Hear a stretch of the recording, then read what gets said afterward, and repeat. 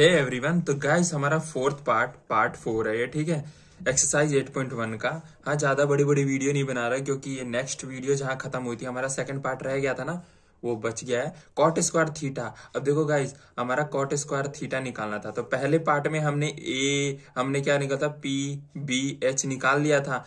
तो कॉट का फॉर्मूला क्या होता है, पी अपन बी होता है। तो जो बी था उसकी वैल्यू डाल दी, जो पी आया था उसकी वैल्यू डाल दी। जाके वीडियो देख सकते हो, कुछ रहा नहीं है, ठीक है। डाल दिया, उनका स्क्वायर करना था। कॉट स्क्वायर थीटा है ना, थीटा के ऊपर स्क्वायर नहीं लगता कभी भी, कॉट स्क्वायर फिर थीटा लगता है, ठीक है। ऐसे याद रखना। हो गया, 7 का 49 हो गया, 8 का 64 होगा, 8 को 8 से मल्टीप्लाई करने के, 7 को 7 से 49। तो ये हमारा आंसर हो गया बी का। Second part complete. अब आते हम 8वें क्वेश्चन पे, ठीक है गाइस। 8वें क्वेश्चन ध्यान से सुनना, जाके देखना। 8वें क्वेश्चन में लिखा हुआ 3 cot a = 4, ठीक है। 3 cot a = 4, ये कुछ 5वां या चौथे क्वेश्चन से मिलता हुआ है। cot a है, मल्टीप्लायर में है, 4 के ऊपर डिवाइड हो जाए तो cot a, cot का फॉर्मूला क्या होता है, b/p होता है। तो दो वैल्यू आ गई, h/4/3 आ गई। बचा क्या, h निकालना है। h का फॉर्मूला ये होता है, h हमने निकाल लिया, कितना है 5। ये तो कर सकते हो ना, इसमें ज्यादा दिक्कत नहीं है, हर क्वेश्चन में बताने की जरूरत, ठीक है। तो h निकल गया, p की जगह p की वैल्यू डाल दो, b की जगह b के स्क्वायर कर दो, रूट में 5 आ जाएगा, 25 आएगा, उसका 5 आएगा, ठीक है। उसके बाद चेक वेदर। क्वेश्चन में क्या लिखा हुआ है कि ये मतलब चेक करना है कि, देखो क्वेश्चन ध्यान से पढ़ा करो जब भी समझ में आएगा। ये तो मैंने सोल्यूशन पे आ गया था। क्वेश्चन में लिखा होता है कि चेक करो ये पार्ट है इज इक्वल टू में इस पार्ट के इक्वल है और नहीं, नॉट। चेक वेदर ये इक्वल है या नहीं है, समझ में आई। ये चेक करना है, यानी LHS = RHS, left hand side = right hand side, समझ में आई। LHS = RHS है या नहीं है, यानी इधर अगर 0 आता है तो इधर भी 0 आना चाहिए, इधर 7 आएगा तो इधर भी 7 आना चाहिए, तभी इक्वल का साइन होना चाहिए। अदरवाइज ये रॉन्ग होगा, नॉट इक्वल हो जाएगा। इक्वल और उसे काट दो तो नॉट इक्वल हो जाता है, ठीक है। लेकिन अभी हमें इक्वल फाइंड करना है, लिख रखा है ना इक्वल। तो देखो गाइस, इसका सबसे पहले इसको लेते हैं। इसका क्या है, 10 का स्क्वायर है ना, तो 10 का फॉर्मूला क्या होता है, p/b होता है, स्क्वायर। अभी भी समझाया था, पीछे वाली वीडियो देख रहे होगे तो बिल्कुल आसानी से समझ में आ रही हो। नीचे 10 है, ऊपर साइन बस माइनस का जो प्लस रहेगा वो रहेगा। 10 का स्क्वायर है, p/स्क्वायर कर दिया, ठीक है। p की वैल्यू हमने निकाली, p की वैल्यू है ही, b की वैल्यू भी दे ही रखी है, जहां h पूछे वहां h की वैल्यू डाल दे, ठीक है। स्क्वायर कर दिया। अब देखो 3 का स्क्वायर 9 हो गया, 4 का स्क्वायर 16 हो गया, 3 का स्क्वायर 9, साइन वही रहेगा। इन दोनों का एलसीएम लेना, प्लस माइनस वो करना है, ठीक है। तो एलसीएम 16 आ गया, ठीक है। भिन्न जोड़ भिन्न घटा वाला है, ठीक है। 16 दोनों कॉमन है तो काट दिया, इनको माइनस करके 7 आ गया, इन दोनों को प्लस कर दिया क्योंकि यहाँ प्लस का साइन था तो प्लस होगा, तो 25। तो इस पहले इसका पूरा का आ गया 7.5 आ गया। अब बचाए RHS की बारी। तो अब LHS देख लिया, इतनी वैल्यू आ गई। अब RHS की वैल्यू आ गई, RHS आ गया। RHS में क्या है, cos square a minus sine square a, यही है ना। तो cos का फॉर्मूला क्या बताया, ऑलवेज b/h माइनस का p/h, ये स्क्वायर रहेगा, समझ में आई। स्क्वायर है ना, रहेगा। b क्या है वैल्यू, वो डाल दो भैया। b की वैल्यू क्या थी 4, h की वैल्यू हमने निकाली 5, ठीक है। वैसे ही इसकी भी वैल्यू यहाँ डाल दी, दोनों का स्क्वायर कर दिया। 4 चौका 16, 5 25, 3 तिहाई 9, 5 25, ठीक है। उसके बाद क्या है गाइस, सिंपल सी बात है, इनका एलसीएम लिया, 25 आया, 16 को 16 लिख दिया क्योंकि 25 को 25 से करेंगे एक बार में होगा, 1 को 16 से मल्टीप्लाई करेंगे। ऐसे ही माइनस का 25 को 25 से करेंगे, 1 से इससे करेंगे 9, कितना हुआ, 16 में से 9 गया 7 और 25 का 25, ये 7 आ गया RHS का। LHS का कितना आया था, 7/25, दोनों सेम है। इट मीन्स LHS = में RHS, यानी left hand side equal to right hand side. Hence proof, ठीक है। हैंस भी लिख सकते हो और प्रूफ भी लिख सकते हो। अदरवाइज H करके ऐसे स्लैश करके P लिखोगे, इसका मतलब हैंस प्रूफ, यानी LHS = RHS है, ठीक है। यानी क्वेश्चन सही है।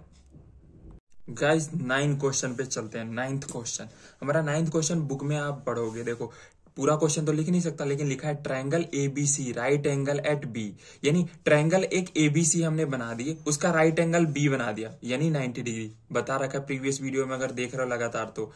और लिखा गया है इफ tan a = n, यानी tan की वैल्यू ये दे रखी है तो फाइंड वैल्यू, यानी बाकियों की वैल्यू जाने, ठीक है। तो गाइस देखो क्या, इसमें 2 पार्ट है ना, उस पे बाद में आते हैं। पहले हमें क्या करना है, tan का फॉर्मूला क्या होता है, p/b होता है। तो 2 वैल्यू आ गई, बचा क्या h नहीं है तो फिर h निकाल लो। h निकाल लिया हमने, पी की जगह पी की वैल्यू, बी की जगह बी, और यहाँ √4 का क्या होगा 2, एच की वैल्यू 2 आ गई। ठीक है, कोई दिक्कत तो नहीं, क्योंकि अगर मैं यहाँ लिखने लग गया तो फिर बहुत लेंदी हो जाएगा, समझाने से मतलब है। ठीक है, समझ में आ गया।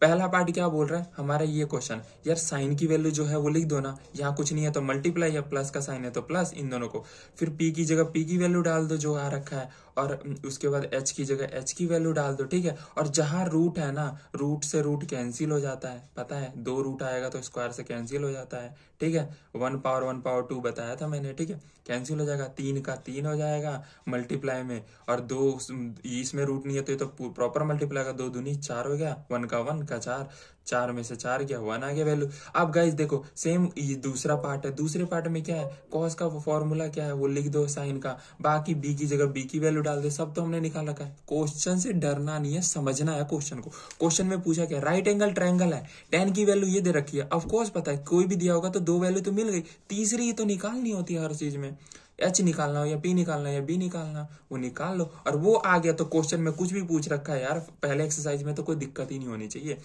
उसका पहले कॉस का फॉर्मूला लिखो, साइन कॉस जिस मर्जी का दे दे, 6 होते हैं ना, 6 होते हैं ना, sine cos tan cos sec और कॉट।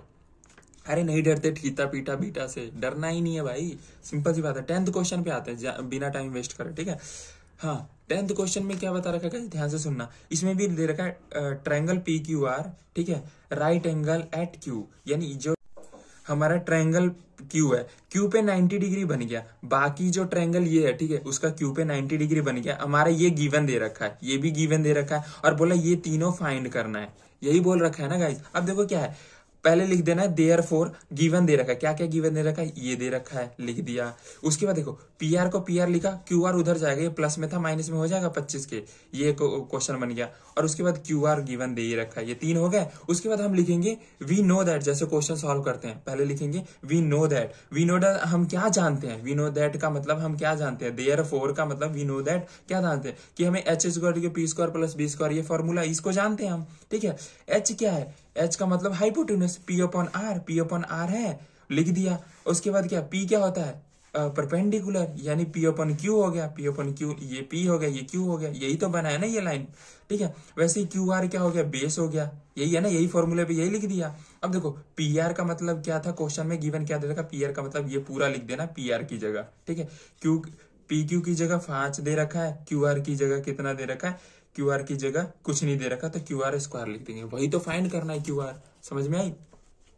अब देखो इसको इसको इधर ले आएंगे 25 स्क्वायर, इसको भी इधर ले आएंगे स्क्वायर। ठीक है, इसको इधर ले जाएंगे, 25 माइनस क्यू आर स्क्वायर। याद करो गाइस, ए माइनस बी का होल स्क्वायर क्या होता है, ए स्क्वायर माइनस 2ab। ये कुछ ए माइनस बी का होल स्क्वायर जैसा साउंड कर रहा है ना, ये 25 है, तो इसको देखो ए हम की जगह 25 है तो 25 का स्क्वायर, ए 2 क्या है 2 डाल दिया, 25 का 25, बी की जगह ये डाल दिया। ठीक है, ये पूरे फॉर्मूले पे इसे सेट कर देना है, समझ में आई, कर दिया नहीं तो समझ जाना। उसके बाद 5 का स्क्वायर क्या होता है, 25, क्यू आर का स्क्वायर क्यू आर ही रह जाएगा, 25 का 25 उतर चला जाएगा, और 25 का स्क्वायर क्या होता है 625, और 2 और 25 मल्टीप्लाई करेंगे 50, और ये क्यू आर का क्यू आर रहेगा, और फिर प्लस में क्यू आर स्क्वायर।